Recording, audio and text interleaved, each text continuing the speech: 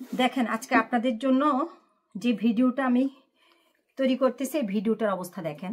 বাংলাদেশ থেকে পর্দা পাঠাতে বলেছিলাম, কারণ এখানে তো অনেক দাম, এত দাম পর্দার, এই জন্য বাংলাদেশ থেকে পর্দা পাঠাতে বলেছিলাম। আমি এখান থেকে অনলাইনে অর্ডার দিয়েছিলাম পর্দাগুলো পর্দার দোকানে। তো ওরা তো ভাবছে বিদেশি মানুষ আর আমার কি করতে পারবে।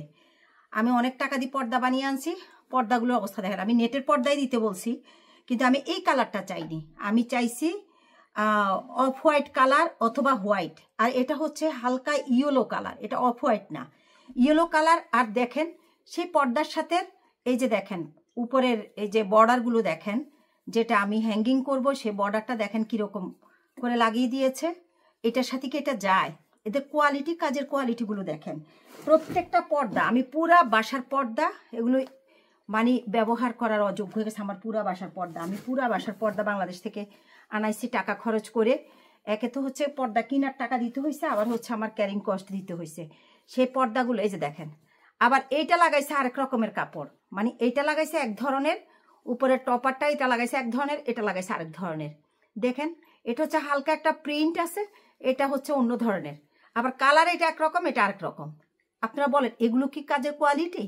বাংলাদেশে থেকে যদি চাদরের অর্ডার দেই, চাদর থাকে ছিঁড়া, যদি ওই যে বাঁশের তৈরি কোনো কিছু প্লেট, ট্রে, মগ এগুলোর অর্ডার দেই, সেগুলো হচ্ছে একদম মাঝখান দিয়ে সব ফুটিং উঠে যায়, একদম ফাঁকা হয়ে যায়।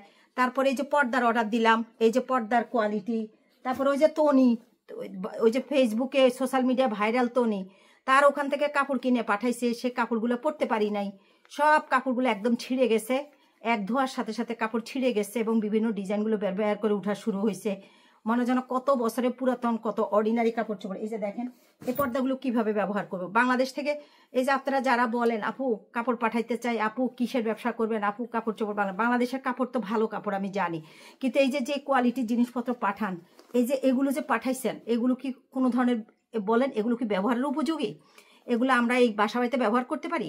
আমি প্রত্যেকটা পর্দা এখন খুলে ফেলছি বাসা থেকে, টেম্পোরারিভাবে তখন লাগিয়েছিলাম, কারণ বাসা আমার পুরা নতুন বাড়ি, পর্দা ছিল না, যে টেম্পোরারিভাবে লাগিয়েছি। কিন্তু সব পর্দা চেঞ্জ করে আমি নতুন পর্দা আনছি, এখন এগুলো সব ফেলে দিচ্ছি, কারণ এই পর্দা ব্যবহারের অনুপযোগী, এগুলো মান সম্মান থাকে না, এগুলো বলতেও পারি না মানুষকে এগুলো নাকি পর্দা। তো বাংলাদেশ থেকে যারা কাপড় পাঠাতে চান আমাকে বারবার পুশ করেন, আপু কাপড় পাঠাতে চাই, আপু আপনি ওখানে বিজনেস করতে পারেন, মার্কেটিং করতে পারেন। ভাই এইসব কোয়ালিটির কাপড় চোপড় যদি পাঠান, এরা আমাকে ঝাঁটা পিটা করে বাংলাদেশে একদম ডিপোর্ট করে দিবে। ওকে, বাংলাদেশে একদম আমাকে প্যাকেট করে পাঠাই দিবে।